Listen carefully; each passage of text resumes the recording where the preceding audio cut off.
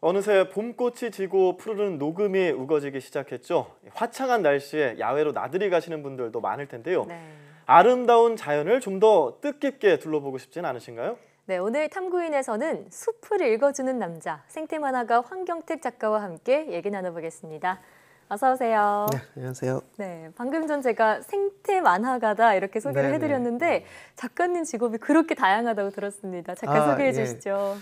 첫 번째로는 만화가, 생태 만화가이고요. 예. 그다음에 또 단순히 만화만이 아니라 그냥 그림 그리는, 자연을 그리는 작가이기도 하고요. 네. 또 숲 해설가라는 직업도 있습니다.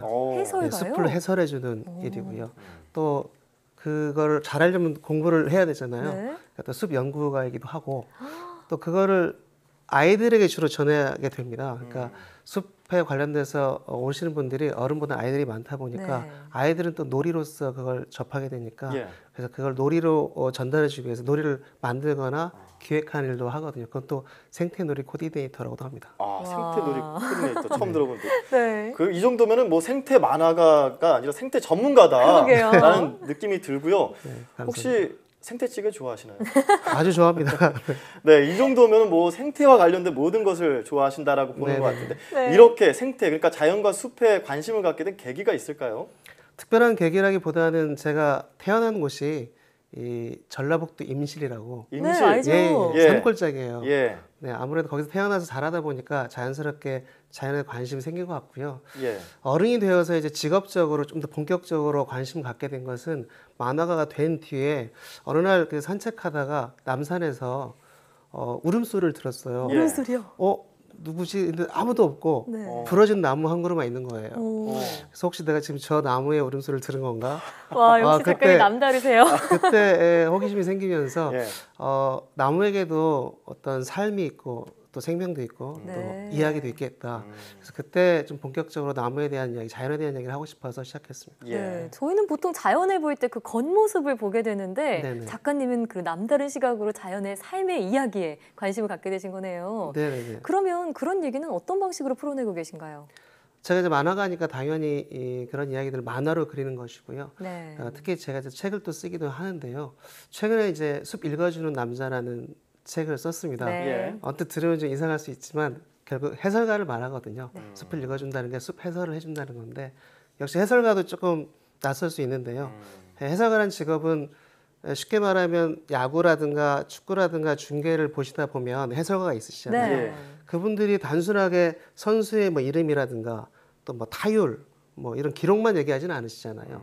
마찬가지로 해설가도 자연에 나갔을 때 예를 들어서 나무가 죽어 있다. 네. 그러면 저 나무는 갈참나무입니다 하고 이름만 말하는 게 아닙니다. 예. 그게 아니고 나무가 왜 쓰러졌는지 어. 또 쓰러지게 되고 나면 이 숲에서는 그 뒤로 어떤 변화가 오는지 또 그 다음에 그 변화는 또 우리 인간에게 또 어떤 영향이 있는지 예. 이런 것들을 같이 읽어주는 거죠. 그게 이제 해설가입니다.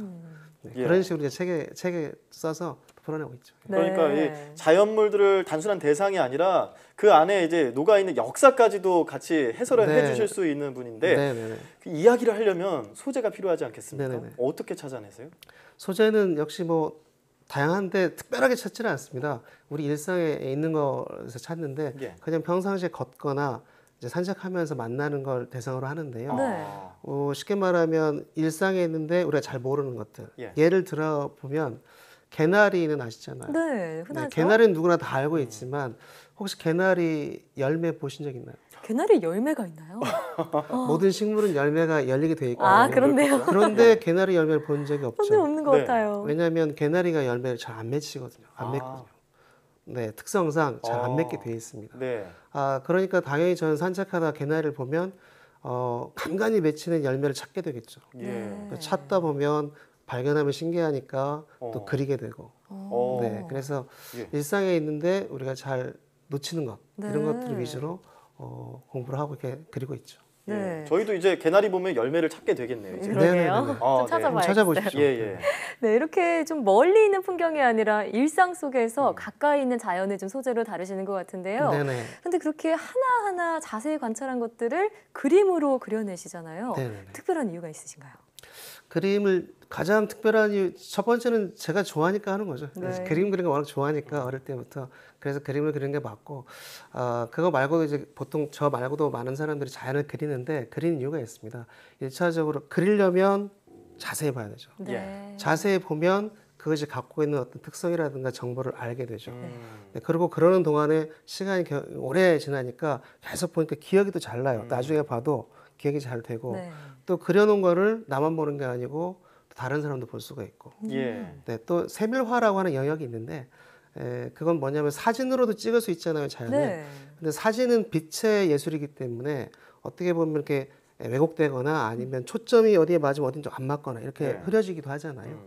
그림은 그것들을 다 보완해서 일일이 다 그리기 때문에 정보를 좀 더 정확하게 전달할 수 있어서 그림으로 많이 그리죠. 예. 지금 사진으로 보니까 네네. 이 그림이라는 게 만화의 수준이 아니라 거의 정밀화 수준이다 네네네. 이렇게 네. 느껴지는데 네네. 또 그림 옆에 글을 써놓으셨더라고요. 네. 예, 예. 근데 그 안에도 질문 같은 걸 써놓으셨던데 네네네. 제가 책에서 보니까 네. 느티나무 잎이 비대칭인 것을 관찰하시고 왜 비대칭일까, 뭐 네네네. 효율적인 것 때문일까 여러 가지 뭐 질문들을 넣으시더라고요. 맞습니다. 예. 이런 질문은 왜 하시는 걸까요? 질문하는 건 일단 두 가지인데요. 하나는 정말 제가 몰라서 질문하는 게 있어요. 예. 또 하나는 저는 어느 정도 알 것 같은데 다른 사람들은 또 이걸 어떻게 생각할지 물어보는 의무가 있는데 결국 두 가지 질문 다 출발은 호기심이죠. 그러니까 질문 자체가 호기심에서 시작되니까. 그렇죠. 그래서 우리 주변에 뭐 되게 많은 게 있는데 네. 궁금한 게 있어요. 그럼 그게 책을 보면 어떤 정보가 나오는데 네. 그게 과연 맞는지 궁금하잖아요. 그러니까 호기심이라는 걸 계속 유지를 하니까 그림을 그리는 거고 또 그런 뭐랄까요